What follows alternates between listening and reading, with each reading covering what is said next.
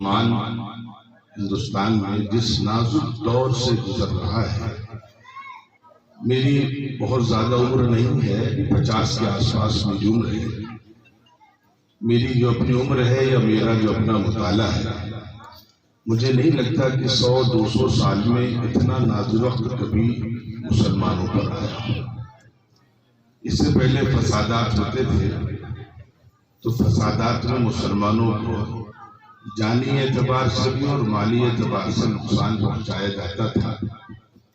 میرا اپنا ماننا یہ ہے کہ جانی اور مالی نقصان یہ بہرکیف چھوٹے نقصانات ہیں۔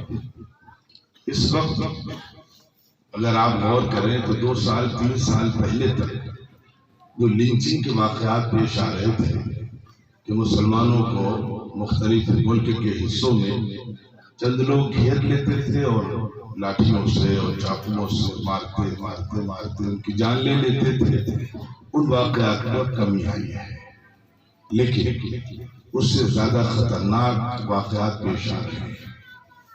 میں طالب علم ہوں اور جو باتیں میں اپنے ذاتی تجربات اور مشاہدات کی مناسبت سے عرض کروں، اس میں آپ کو اختلاف کی پوری اجازت ہے۔ اس میں آپ اختلاف کر سکتے ہیں کہ آپ متفق ہو یا متفق نہ ہو، لیکن میرا اپنا مطالعہ اور میری اپنی نظر یہ کہتی ہے کہ لنچنگ کے واقعات سے دنیا کے مختلف علاقوں میں اس ملک کی بڑی بدنامی ہو رہی تھی۔ اس لیے ان لوگوں نے منصوبہ بنایا کہ کوئی ایسا طریقہ اختیار کیا جائے جس کے ذریعے سے ہمیں اپنے مقصد میں کامیابی مل جائے اور بدنامی بھی نہ ہو۔ چنانچہ وہ جو منصوبہ ہے وہ بہت خطرناک ہے۔ اسی کی طرف مجھے اپنے بچوں کی تو خیر میں توجہ نہیں مبذول کرا سکتا، لیکن بزرگوں کی توجہ مبذول کرانا چاہتا ہوں۔ وہ نازک معاملہ اور نازک منصوبہ یہ ہے کہ اب کوشش یہ کی جا رہی ہے، پلاننگ یہ کی جا رہی ہے کہ کسی بھی صورت سے اس امت سے اس کا ایمان چھین لیا جائے، اس کے ایمان کا سودا کر لیا جائے۔ حضور پاک علیہ الصلوۃ والسلام کا ارشاد ہے یا غالباً کسی بڑے اللہ والے کا، الامیتۃ فی طاعۃ اللہ خیر من حیات فی معصیۃ الخالق، اللہ کے راستے میں موت آ جائے یہ اس زندگی سے بہتر ہے جو اللہ کی نافرمانی میں گزرے۔ تو میں سمجھتا ہوں کہ ادھر 100-200 سال میں غالباً یہ نازک ترین مرحلہ امت کے سامنے آیا ہے۔ یہاں پر میں دیکھ رہا ہوں کچھ لوگ مجھ سے ماشاءاللہ عمر میں بڑے بھی موجود ہیں۔ میری داڑھی پوری طرح بھی سفید نہیں ہوئی ہے، کچھ بال سفید ہوئے ہیں، لیکن کچھ لوگوں کے چہرے مہرے سے لگ رہا ہے کہ ان کی عمریں 60 سال 65 سال 70 سال کی ہیں، اور جو میری عمر کے لوگ بھی ہیں 50 سال کے لوگ بھی ہیں۔ میں ان سے گزارش کروں گا کہ تھوڑا سا اگر جائزہ لیں، آج سے 30 سال پہلے چلے جائیں، 25 سال 30 سال پہلے، کیونکہ میں ابھی مہاراشٹر گیا تھا تو وہاں ایک بوڑھے شخص نے ایک پروگرام میں جانا ہوا، اور اس کے بعد نیچے ہم لوگ بیٹھے تو اس بوڑھے شخص نے مجھ سے جو باتیں کہیں، مجھے اس نے عار دلائی، شرم دلائی، غیرت دلائی۔ اس نے جو باتیں کہیں میں واقع کر دیتا ہوں۔ اس نے کہا کہ بھائی اس کی عمر 85-90 سال کی تھی، بالکل وہ سیدھا سادہ انسان تھا، ٹھیٹ دیہاتی قسم کا، بالکل پڑھا لکھا نہیں تھا، اور اس کے بچے تعلیم یافتہ تھے۔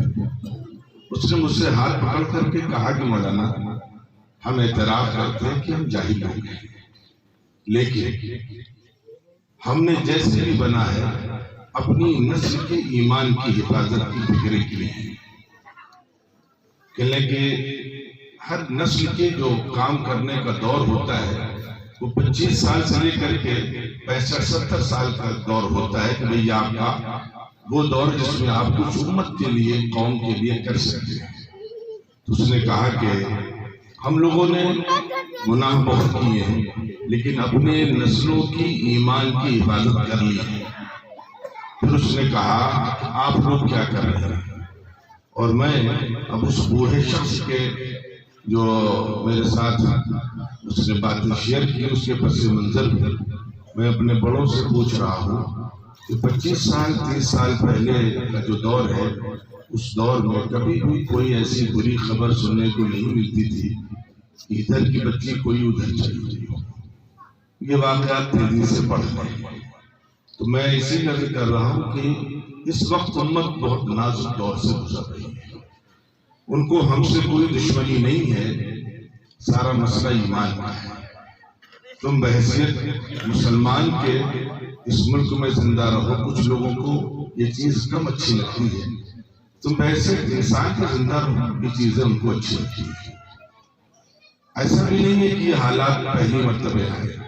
جب اس ملک سے مسلمانوں کی حکومت کا خاتمہ ہوا اور انگریزوں نے 2 کام کیے، تو ہمارے اس دور کے بزرگوں نے، اللہ کے نیک بندوں نے انگریزوں کی ان دونوں کاموں کا مقابلہ کیا، اور انہوں نے حالات کا رونا نہیں رویا، حالات کی شکایت نہیں کی۔ وہی میں تھا مہاراشٹر میں اورنگ آباد میں، وہاں پر ایک کانفرنس تھی، اس میں کچھ غیر مسلم حضرات بھی تھے۔ اس میں ایک شخص نے اپنے جاپان کے سفر کا تذکرہ کیا اور کہا کہ میری کئی جاپانیوں سے ملاقاتیں ہوئی اور میں ان جاپانیوں سے ہیروشیما اور ناگاساکی کا تذکرہ کرتا تھا کہ تمہارے امریکہ نے ایٹم بم گرایا، پورے شہر ختم کر دیے۔ کسی جاپانی نے نہ میرے سوال کا جواب دیا، نہ اس مسئلے پر مجھ سے کوئی بات کی۔ بلاخر ایک جاپانی سے میں نے جھنجھوڑ کر کے پوچھا کہ تم لوگ اس مسئلے پر بات کیوں نہیں کرتے؟ تو اس نے جواب دیا کہ جو قومیں دنیا میں ترقی کرتی ہیں وہ حالات کا رونا نہیں روتی ہیں۔ اگر ہم جاپان والے ہیروشیما ناگاساکی پر جو ایٹم بم گرایا ہے اور جس کی وجہ سے تاریخ اور جغرافیہ تبدیل ہو گیا، لاکھوں لوگ مر گئے، اگر حالات کا رونا روتے تو وہیں رہتے، لیکن ہم لوگوں نے حالات کا مقابلہ کیا اور 15 سال کے اندر پوری دنیا کو دکھلایا کہ جاپانی کیسے ہوتے ہیں۔ اور آج جتنے لوگ یہاں بیٹھے ہیں، مجھے امید ہے کہ ہر شخص جاپان کا غلام ہے، کہ ہمارے پاس جو سیمسنگ ہے یہ جاپانی کمپنی ہے، اور بھی جو ماروتی سوزوکی ہے، ہیرو تو یہاں کی تھی، ہانڈا جاپان کی تھی۔ تو ان لوگوں نے حالات ان کے سامنے بھی آئے، لیکن مسلمانوں کی طرح ہمیشہ حالات کا رونا نہیں رویا، محنت کی مقابلہ کیا، آج پوری دنیا میں نمبر 1 پر پہنچ گئے۔ تو ہمارے بڑوں نے بھی اس طریقے سے ہاتھ پر ہاتھ دھرے، ہاتھ پر ہاتھ رکھ کر نہیں بیٹھے رہے، بلکہ حالات کا مقابلہ کیا۔ انگریزوں نے 2 کام کیے۔ ایک کام یہ کیا کہ انہوں نے گاؤں اسکول قائم کیے کہ اسکول کے ذریعے سے اس قوم کا ایمان چھین لیں، اور دوسرا کام یہ کیا کہ انہوں نے اپنے عیسائی مبلغ بلائے، وہ گاؤں جاتے تھے اور تقریریں کرتے تھے اور لوگوں کا ایمان سلب کر لیتے تھے۔ مولانا قاسم نانوتوی رحمۃ اللہ علیہ، مولانا الیاس رحمۃ اللہ علیہ، ایسے دیگر لوگ اس دور میں کھڑے ہوئے اور انہوں نے انگریزوں کی سازشوں کا مقابلہ کیا۔ ہر دور میں لوگوں نے مقابلے کیے، یہ دور بھی ہے۔ اس لیے فکر ہمیں خود کرنی ہے کہ ہم اپنے آنے والی نسلوں کی ایمان کی حفاظت کریں گے یا نہیں کریں گے۔ اس لیے اللہ تعالیٰ ہم سے ضرور سوال کریں گے، اور میں بہت سنجیدگی سے ایک بات عرض کر دے رہا ہوں، ڈاکٹر بننا فرض نہیں ہے، انجینئر بننا فرض نہیں ہے، کمپیوٹر سائنس میں جانا فرض نہیں ہے، مولوی بننا فرض نہیں ہے، حافظ و قاری بننا فرض نہیں ہے، لیکن ہر مسلمان کا مسلمان بننا فرض عین ہے، اور اس کی ذمہ داری اس کے ماں باپ پر۔ اور جو ماں باپ یہاں پر بیٹھے ہیں، میں نے اسی لیے دونوں کو خطاب کیا، قرآن مجید نے ہم کو بہت سمجھایا ہے، یہاں تک سمجھایا کہ اولاد اور مال تمہارے لیے فتنہ ہے۔ پھر اللہ کو لگا کہ شاید اس لفظ سے بھی یہ لوگ اولاد کے نظام کو سمجھ نہ پائیں، یہاں تک اللہ نے کہا کہ اولاد تمہاری دشمن ہوگی، عدو لکم فاحذروہ، ان سے بچنا۔ اب پھر وہ حضور پاک علیہ الصلوۃ والسلام کے ذریعے ہمیں اطلاع ملی کہ روز محشر میں میدان حشر میں اللہ کا دربار ہوگا اور وہاں پر انصاف ہو رہا ہوگا۔ کچھ جوانوں کو، جوان بچیوں کو جہنم کے لیے حکم ہو جائے گا، جب وہ جائیں گے تو کہیں گے اللہ تعالیٰ ہمیں کیوں جہنم بھیجا جا رہا ہے؟ تو ان کو جواب دیا جائے گا تمہارے اعمال بہت خراب تھے، یہ سب آپ سن چکے ہیں، لیکن مجھے جہاں تک لے جانا ہے آپ کو، تو کہیں گے اللہ اس میں غلطی تمہارے ماں باپ کی ہے، انہوں نے بتایا نہیں، وہ بتاتے تو ہم بھی نماز پڑھتے، روزہ رکھتے، عبادت کرتے، گناہوں سے بچتے، تو اللہ تعالیٰ ان کے ماں باپ کو بھی حکم دیں گے کہ ان کو بھی جہنم میں بھیج دو۔ میں یہ باتیں پڑھتا بھی تھا، مقرروں سے سنتا بھی تھا، لیکن میرے سمجھ میں یہ بات نہیں آتی تھی۔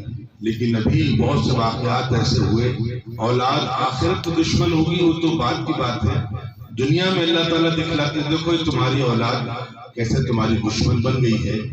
کچھ واقعات ایسے پیش آئے کہ بچی نے غلط فیصلہ کر لیا، ماں باپ نے بعد میں محنت کی، بچی مل گئی، بچی تھانے گئی۔ اب وہ بچی جس کے لیے ماں باپ نے قربانیاں دی، تعلیم و تربیت میں، پرورش میں، ناز نخروں میں، لاڈ پیار میں، بچوں کے ناز نخرے برداشت کیے، بچوں کی پرورش کر کے پروان چڑھایا، وہی بچی تھانے میں پولیس والوں کے سامنے اپلیکیشن دیتی ہے کہ مجھے اپنے ماں باپ سے خطرہ ہے، میں اپنے ماں باپ کے ساتھ جانے کے لیے تیار نہیں ہوں اور مجھے پولیس پروٹیکشن دیا جائے۔ تو مجھے وہ حدیث سمجھ میں آئی کہ جب میدان حشر تو بہت دور کی بات ہے، اس زندگی میں ہی اولادیں قرآن کی زبان میں ہماری دشمن بن رہی ہیں۔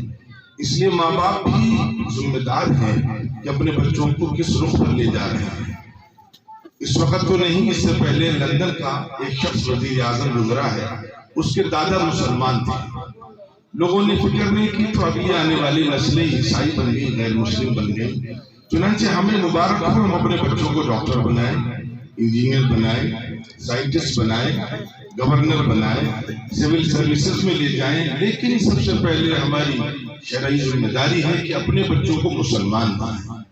نہیں بنا پائیں گے تو یاد رکھیے قیامت کے روز یہی بچے ہمارے خلاف بغاوت کریں گے، اور اللہ تعالیٰ معاف کرے ایسا نہ ہو کہ ہماری زندگی بھر کی محنت پر پانی بھر جائے۔ مولانا علی میاں رحمۃ اللہ علیہ کا نام آپ نے سنا ہوگا۔ اس ملک میں اور اس صوبے میں آج سے تقریباً 35-40 سال پرانی بات ہے، اس وقت جو صوبائی حکومت یہاں پر تھی اس نے قانون پاس کر دیا تھا، جس قانون میں کچھ مشرکانہ چیزیں تھیں۔ مولانا نے مخالفت کی اور مولانا کے سامنے میڈیا کے لوگ پہنچے اور میڈیا کے لوگوں نے مولانا سے پوچھا کہ اب آپ کیا کریں گے؟ تو مولانا نے کہا کہ میں اپنی قوم سے اپیل کروں گا کہ ان اسکولوں میں اپنے بچوں کو نہ پڑھائیں جہاں ان کا ایمان خطرے میں ہے۔ تو میڈیا کے لوگ بہت ذہین ہوتے ہیں، ان سے بات کرنا آسان نہیں ہوتا ہے۔ میڈیا کے اس شخص نے سوال کیا کہ مولانا اس سے تو آپ کی قوم بہت پچھڑ جائے گی، اس لیے کہ 40 سال پرانی بات ہے، 35 سال پرانی بات ہے، دیہاتوں میں صرف سرکاری اسکولوں کا سہارا رہتا تھا، پرائیویٹ اسکول نہیں رہتے تھے۔ تو وہ شخص سوال کر رہا ہے کہ شہروں میں تو آپ کی قوم کسی طریقے سے بچوں کو پڑھا لے جائے گی، لیکن دیہاتوں میں کیا ہوگا کہ وہاں تو صرف سرکاری اسکول ہیں، پرائیویٹ اسکول نہیں ہے، تو آپ کی قوم تو پیچھے ہو جائے گی۔ تو مولانا کا جواب تھا کہ مجھے یہ منظور ہے کہ میری قوم پیچھے ہو جائے، میری قوم جاہل رہ جائے، میری قوم ان پڑھ رہ جائے، مجھے یہ منظور ہے، لیکن مجھے یہ منظور نہیں ہے کہ میری قوم پڑھ لکھ کر کے بے دین ہو جائے، دین کا مذاق اڑائے۔ مولانا اس وقت فکر مند تھے، اور ایک بہت پرانی بات آپ حضرات یہاں پر موجود ہیں، ماشاءاللہ سے مجھے بڑی خوشی ہوئی کہ آپ حضرات کو علماء کی صحبت میسر ہے۔ قرآن مجید اس میں ہزاروں آیتیں ہیں اور پیغمبروں کے واقعات بھی ہیں۔ کبھی مولانا کے گھر جائیں آپ تو مولانا نے کام یہ کیا تھا کہ سورہ بقرہ کی ایک آیت ہے، ایک پیغمبر گزرے ہیں حضرت یعقوب علیہ السلام، ان کا واقعہ اللہ نے قرآن مجید میں رکھا۔ ام کنتم شہداء اذ حضر یعقوب الموت، یعقوب علیہ السلام کا واقعہ اللہ نے قرآن میں رکھا، اور واقعہ اللہ سنا رہے ہیں کہ دیکھو خیال رکھو یعقوب علیہ السلام کی موت کا وقت آیا، اذ قال لبنی، اپنی اولادوں کو جمع کیا۔ ایک پیغمبر اس کی موت کا وقت ہے، اپنی اولادوں کو جمع کر رہا ہے۔ ہم لوگ بھی، ہمارے بڑے بھی جب بیمار ہوئے تو اپنے بچوں کو جمع کیا، نصیحتیں کی، فلانی باغ تم لے لینا، فلانا کھیت تمہارا ہے، فلانی دکان تمہاری ہے، گھر کا اگلا حصہ تمہارا ہے، پچھلا حصہ تمہارا ہے۔ لیکن یعقوب علیہ السلام نے اس قسم کی کوئی بات نہیں کی، سارے بچوں کو جمع کیا۔ اور ذرا سا خاندان دیکھ لیں، خاندان کون سا؟ ہم اپنی زندگی دیکھیں اور اس خاندان کو دیکھیں۔ یعقوب علیہ السلام پیغمبر ہیں، ان کے والد ہیں حضرت اسحاق علیہ السلام، وہ بھی پیغمبر ہیں، اور ان کے والد ہیں حضرت ابراہیم علیہ السلام، وہ بھی پیغمبر ہیں، اور یعقوب علیہ السلام کی جو اولادیں ہیں ان میں ایک اولاد، ایک بیٹا ایسا ہے جس کو یوسف کہتے ہیں علیہ السلام، وہ بھی پیغمبر ہیں۔ اس خاندان کو ہمارے یہاں مورخین نے کہا شریف ابن شریف ابن شریف ابن شریف، پیغمبروں کا گھرانہ، پیغمبروں کا خاندان۔ ہم آج ہمارے یہاں علماء کے خاندان ہوتے ہیں، لوگ بڑی محبت سے اس خاندان کو دیکھتے ہیں، بڑی قدر کرتے ہیں، اور ایک پیغمبروں کا گھرانہ ہو، اس پیغمبروں کے گھرانے میں پیغمبر سے بات کر رہا ہے، بچوں کو جمع کر رہا ہے، اور بچوں کو جمع کر کے پوچھ رہا ہے سوال، ما تعبدون من بعدی، میرے بچوں یہ بتلاؤ کہ میرے مرنے کے بعد تم کس کی عبادت کرو گے؟ ما تعبدون من بعدی، کس کو خدا مانو گے؟ کس کی پرستش کرو گے؟ کس کو اللہ مانو گے؟ کس سے نظر مانگو گے؟ کس کے سامنے سجدے کرو گے؟ سارے بچوں نے جواب دیا، نعبد الہک و الہ آبائک ابراہیم و اسماعیل و اسحاق الہ واحد ونحن له مسلمون۔ ابا جان آپ کیوں فکر مند ہیں؟ ہم اس اللہ کی عبادت کریں گے جو آپ کا معبود ہے، ہمارا معبود ہے، اسحاق کا ابراہیم کا معبود ہے، اللہ اس کی عبادت کریں گے۔ ہمارے علماء نے بڑا کام کیا ہے، یہ واقعہ صرف یوں ہی نہیں ہے، ایک بڑے عالم ہیں، انہوں نے اس واقعے پر ریسرچ کیا کہ اللہ رب العزت نے یعقوب علیہ السلام کے اس واقعے کو بطور خاص قرآن مجید میں کیوں محفوظ فرمایا۔ ہم ہندوستان کے رہنے والے لوگ، ہمارے لیے اس میں کچھ زیادہ ہی نصیحت پوشیدہ ہے، اس کو سمجھ لیں۔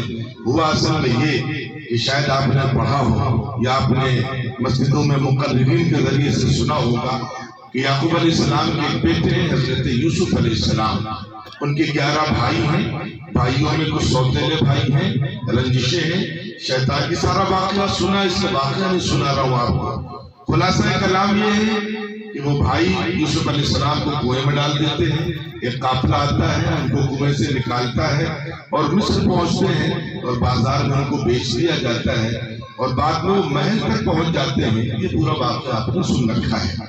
اب ہوتا یہ کہ وہ بڑے ہوتے ہیں، جب بڑے ہو جاتے ہیں تو مصر میں قید سالی ہوتی ہے، اس قید سالی کے دور میں ان کو وزیر خزانہ بنایا جاتا ہے، اور 14 سال وزیر خزانہ رہتے ہیں، اور 14 سال تک پورے ملک کو فاقوں سے محفوظ رکھتے ہیں۔ بادشاہ بہت خوش ہوتا ہے، اور جب 14 سال کا عرصہ گزر جاتا ہے، یوسف علیہ السلام گزارش کرتے ہیں بادشاہ سے کہ مجھے اپنے خاندان کی، اب مجھے اپنے ابا کی یاد آ رہی ہے، ایک عرصہ ہو گیا باپ سے بچھڑے ہوئے، اور باپ کی روتے روتے آنکھوں کی بینائی ختم ہو گئی ہے۔ وہ کہتا ہے کہ میں اب اپنے گھر جانا چاہتا ہوں، کہاں مصر اور کہاں فلسطین۔ ان کے والد صاحب کہاں فلسطین میں۔ یعقوب علیہ السلام وہ عزیز مصر سے، گورنر سے، حاکم سے کہتے ہیں کہ مجھے اجازت دی جائے، میں اپنے گھر جانا چاہتا ہوں، اپنے باپ سے اور اپنے خاندان کے لوگوں سے ملنا چاہتا ہوں۔ بادشاہ وقت یا وہاں کا جو حاکم تھا اس نے کہا نہیں، آپ کو جانے کی اجازت نہیں ہے۔ وہ کہتا ہے یوں کر لیتے ہیں کہ ہم آپ کے خاندان کو یہاں بلا لیتے ہیں۔ چنانچہ اس پر وہ راضی ہو جاتے ہیں، اور حضرت اسحاق علیہ السلام اپنے پورے خاندان کے ساتھ، مورخین نے لکھا ہے کہ یہ پورا خاندان فلسطین سے مصر منتقل ہو گیا۔ اس وقت تقریباً اس خاندان میں 70 افراد تھے۔ اب خاندان مصر میں جب آ گیا تو حاکم وقت نے شہر کے باہر کا علاقہ، بہت بڑا علاقہ، یعنی ایک نیا شہر اس خاندان کو دے دیا کہ آپ یہاں پر آباد رہیں۔ یہ تو میں نے ایک بات آپ کو بتلائی، لیکن جو مجھے اصل نقطہ جس کی طرف آپ کی توجہ مبذول کرانے تھی وہ یہ کہ اسحاق علیہ السلام نے، انہیں بالیقین معلوم تھا کہ اس تمام بچوں میں میرا ایک بچہ پیغمبر بھی ہے، انشاءاللہ اس کا خاتمہ ایمان پر ہوگا، لیکن اس کے باوجود انہوں نے اپنے بچوں کی ایمان کی فکر کیوں کری، بچوں اور بچوں کے ذریعے آنے والے نسلوں کی ایمان کی فکر کیوں کری؟ اس کی وجہ میرے سے تو یہ تھی، انہیں معلوم تھا کہ ہم یہاں پر ابھی بہت تھوڑے ہیں، ہم اقلیت میں ہیں، ہم الپ سنکھیک ہیں، اور مصر کی جو قدیم آبادی ہے اس کی تعداد لاکھوں میں ہے، وہ اکثریت میں ہے۔ ایک پریشانی یہ ہے کہ کبھی کبھی نہیں، اکثر و بیشتر ایسا ہوتا ہے کہ جو قومیں اقلیت میں ہوتی ہیں وہ قومیں اکثریت کے رنگ میں لاشعوری طور پر رنگ جاتی ہیں اور انہیں محسوس بھی نہیں ہوتا ہے۔ اس لیے یعقوب علیہ السلام نے فکر کی کہ ایسا نہ ہو کہ ہماری آنے والی نسلیں یہاں کی جو میجارٹی ہے، یہاں کے جو بہت سنکھیک لوگ ہیں، ان کی تہذیب کو نادانستہ طور پر اختیار نہ کر لیں اور اپنے ایمان کا سودا نہ کر لیں۔ اس لیے بچوں کو ایک سبق دیا کہ دیکھو کچھ بھی ہو جائے اپنے ایمان کی ہمیشہ فکر کرتے رہنا۔ چنانچہ جب اس وقت اس دور میں اتنی فکر ایمان کی تھی پیغمبروں کو اور پیغمبروں کے گھرانوں کو، تو میرے عزیزو ہم جس ملک میں رہتے ہیں اس ملک میں اقلیت میں ہم ہیں، اکثریت میں دوسری تہذیبیں ہیں۔ ہمارے بچے ایسا نہ ہو کہ اس تہذیب کو پسند کر کے، اور ایک نظام یہی ہوتا ہے کہ پہلے انسان تہذیب کو قبول کرتا ہے اور اگر وہاں بات نہیں بنی تو ایک قدم آگے بڑھ کر کے مذہب کو قبول کر لیتا ہے۔ اس لیے اس دور میں بطور خاص ضرورت اس بات کی ہے کہ ہماری نسلیں ایمان کی حفاظت کرنے والی بنے، اور ہم جیسے بھی ہو بہر کے اس کے لیے جو کوششیں کر سکتے ہیں وہ کوششیں ہم کریں۔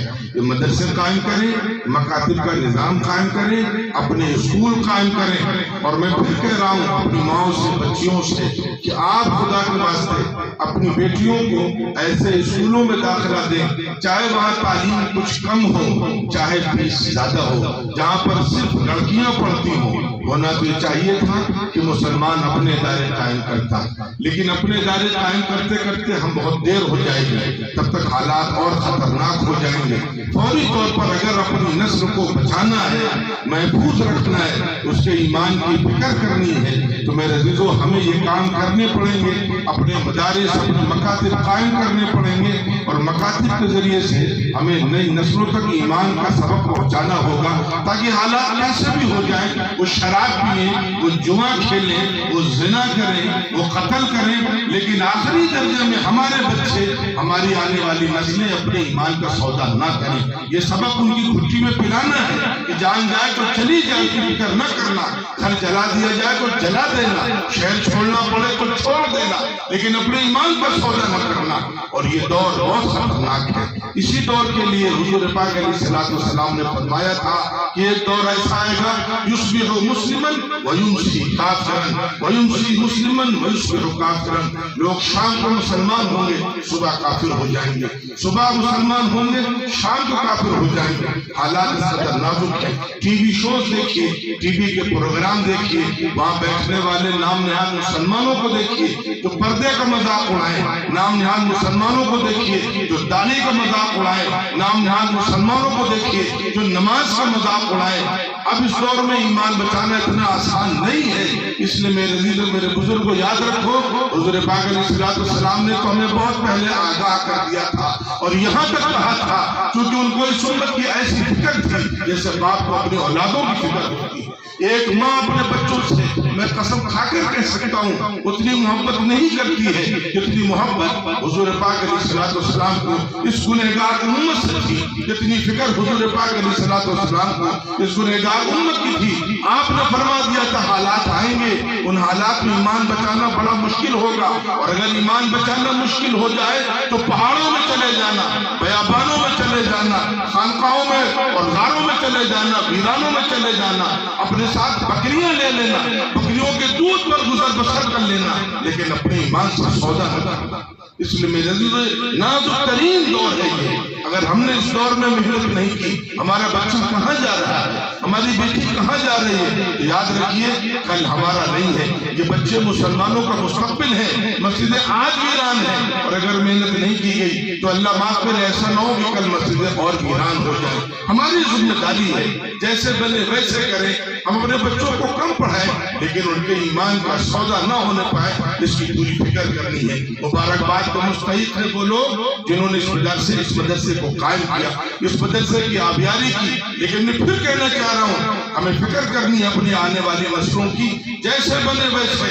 تعلیم میں کوئی کمزوری ہو جائے ٹھیک ہے، اور میں ایک مشورہ دیتا ہوں، نہ ہو تو اس مشورے پر آپ عمل کر لیں کہ پنجم مکتب تک، پرائمری تک اپنے مدرسوں میں بچوں کو پڑھائیں۔ مولانا علی میاں رحمۃ اللہ علیہ نے اسی لیے کوشش کی، ٹھیک ہے ہمارے کالجز ہونے چاہیے، ہماری یونیورسٹیز ہونی چاہیے، لیکن جب وہ کھلیں گی فی الحال ایک کام کرو کہ مکتب قائم کرو، پنجم تک کے اسکول قائم کرو، تاکہ اپنے بچوں کو پنجم تک پڑھاؤ گے تو ان کو موٹی موٹی دین کی اتنی باتیں بتا دو کہ 5 دن کے بعد اگر وہ کسی اسکول اور کالج میں جاتی ہیں، ہو سکتا ہو خرافات سیکھیں، ہو سکتا ہو کھڑے ہو کر پیشاب کرنا سیکھ لیں، ہو سکتا ہو ماں باپ کی گستاخ ہو جائیں، ہو سکتا ہو وہ شراب پینے لگیں، لیکن وہاں پر دین کی اتنی موٹی موٹی بنیادیں ان کو دے دو کہ اپنے ایمان کا سودا نہ کریں۔ اور اس معاملے میں اللہ کا شکر ہے، دنیا میں حالات ساری قوموں پر آئے، حالات سے مسلمانوں پر نہیں آئے، افغانستان کے مسلمانوں پر آئے، فلسطین کے مسلمانوں پر آئے، اور 2-4 دن نہیں آئے، 100 سال ہو گئے۔ بموں کی بارش میں وہ نسل پروان چڑھی ہے، لیکن اس نے اپنے ایمان سے سودا نہیں کیا۔ آج اللہ نے پھر ان کی مدد کی ہے۔ اس لیے میرے رسول یاد رکھو، اگر ہم ذرا سے حالات کا رونا رو کر کے خدا نے خاصا ایمان کا سودا کریں گے، اللہ تعالیٰ معاف نہیں کریں گے۔ میں نے حدیث کی باتیں بتائیں، قرآن میں اللہ تعالیٰ فرماتے ہیں قیامت کا روز ہوگا، انسانوں کو کھڑا کیا جائے گا، اللہ پوچھیں گے کیوں میاں ایمان کا سودا کیوں کیا؟ ہم کہیں گے اللہ کنا مستضعفین فی الارض، اللہ ہم زمین میں بڑے کمزور تھے، اللہ ہمارے اس عذر کو قبول نہیں کریں گے، ہمارے پاس سنچت تھے، ہم اقلیت میں تھے، اللہ کہیں گے الم تکن ارض اللہ واسعہ فتہاجروا فیہا، اللہ کی زمین بڑی نہیں تھی، تم مال کمانے کے لیے وطن چھوڑ دیتے ہو، ہجرت کر جاتے ہو، دین بچانے کے لیے تم نے ہجرت نہیں کی، تم ایسے علاقوں میں جا کر کیوں نہیں آباد ہوئے جہاں تمہارا ایمان محفوظ رہتا؟ اس عذر کو، اس کمزوری کو اللہ تعالیٰ بھی قبول کرنے کے لیے تیار نہیں ہے۔ اس لیے میرے عزیزو، جہاں اپنے بچوں کے اچھے کپڑوں کی فکر کرتے ہیں آپ ضرور کریں، ان کی صحت کی فکر کرتے ہیں آپ ضرور کریں، ان کی اچھی شادیوں کی فکر کرتے ہیں آپ ضرور کریں، لیکن اس سے زیادہ فکر اس بات کی کریں کہ میرے بچے کا ایمان مکمل ہے یا نہیں ہے، میرے بچے کو توحید آتی ہے یا نہیں آتی ہے، یہ نبی کو جانتا ہے کہ نہیں جانتا ہے، رسول کو جانتا ہے کہ نہیں جانتا ہے، قرآن کو سمجھتا ہے کہ نہیں سمجھتا ہے، وحدانیت کا قائل ہے کہ نہیں قائل ہے، حشر نشر کا قائل ہے کہ نہیں قائل ہے۔ اگر دین کی بنیادیں ہم نے اس کو دے دی ہیں تو ہم مطمئن رہیں، لیکن اگر ہم نے دین کی بنیادیں اس کو نہیں دی ہیں تو خطرہ ہے ہمارے لیے بھی، ہماری آنے والی نسلوں کے لیے بھی خطرہ ہے۔ اس لیے میرے عزیزوں، میرے بزرگوں، حالات بہت نازک ہیں، لیکن مجھے افسوس ہے یہ قوم ابھی بھی سو رہی ہے۔ جس کے قتل عام کے منصوبے بن رہے ہوں، اس کی شادیوں کو جا کر کے دیکھو، اس کے گھر کی اصلاح کو جا کر کے دیکھو، اس کے گھر کے بیت الخلاء کو جا کر کے دیکھو۔ میرے ایک عزیز نے، ان کو شوق ہوا کہ BMW موٹر سائیکل لیں گے، مجھے اس روز پتا چلا کہ موٹر سائیکل بھی شاید کمپنی بناتی ہے۔ میں نے اپنے بھانجے سے کہا تم بھی چلے جاؤ بھائی ایک نظر دیکھاؤ، پتا چلا موٹر سائیکلیں بھی آتی ہیں 8 لاکھ کی، 10 لاکھ کی، 12 لاکھ کی، وہ ساری باتیں تو ہوئی۔ میرا بھانجا ذرا دیندار قسم کا ہے، اس نے آ کر کہا ماموں مجھے تو اس پر حیرت نہیں ہوئی کہ 10 لاکھ کی، 12 لاکھ کی موٹر سائیکل خرید رہے ہیں۔ وہاں موٹر سائیکل خریدنے والوں کی لسٹ لگی ہوئی تھی، اس میں 20 نام تھے، 20 میں 14 نام مسلمانوں کے تھے۔ تمہیں موٹر سائیکل کی سوچی ہے، تمہیں مہنگے موبائلوں کی سوچی ہے، عیاشیوں کی سوچی ہے، بڑے بڑے بال لگانے کی سوچی ہے، تمہارے قتل عام کے منصوبے بن رہے ہیں۔ یہ صرف خدا کا کرم ہے اور حضور پاک علیہ السلام کی دعائیں ہیں۔ یاد رکھیے جتنے طوفان اس ملک میں مسلمانوں پر آئے ہیں، دوسری کوئی قوم ہوتی تو کب کی ختم ہو گئی ہوتی۔ ہمیں دیکھو کہ اب تک ہوش ہم اپنے سنبھالے ہیں۔ کسی شاعر نے کہا تھا کہ ہمیں دیکھو کہ اب تک ہوش ہم اپنے سنبھالے، اگر تم اس جگہ ہوتے تو پاگل ہو گئے ہوتے۔ ہمیں اللہ نے بچایا ہے، حضور پاک علیہ السلام کی دعاؤں کو فیض ہے۔ اپنے گناہوں کے باوجود ہم سانس لے رہے ہیں، لیکن مسجدیں جیسی تھی ویسی ہی ہیں، نہ مسجدوں کی آبادی میں اضافہ ہے، نہ ہماری زندگی میں کوئی تبدیلی ہے۔ اس لیے میرے عزیزوں، میرے بزرگوں، وقت مسلمانوں کے پاس بالکل نہیں ہے۔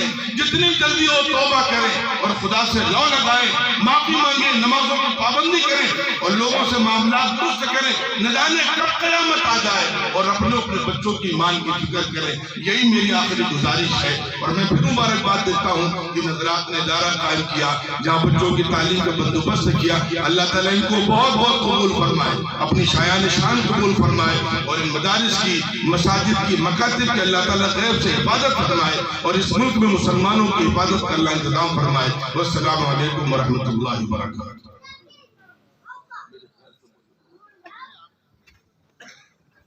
دعا کہ الحمدللہ رب العالمین الحمدللہ الذی لا الہ الا هو الحی القیوم اتوب الیہ ربنا اغفر لنا ذنوبنا وکفر عنا سیئاتنا وتوفنا مع الابرار۔ اللہ رات کا اچھا حصہ گزر چکا ہے، تھوڑی دیر بیٹھ کر اللہ تیرے دین کی نسبت سے کچھ باتیں ہوئی ہیں، کچھ لوگوں نے باتیں کہی ہیں، کچھ لوگوں نے باتیں سنی ہیں۔ اللہ اپنے کرم سے ہمارے اس کہنے سننے کو قبول فرما، ہماری حاضری کو قبول فرما، کہنے والوں کو خلوص نصیب فرما، کہنے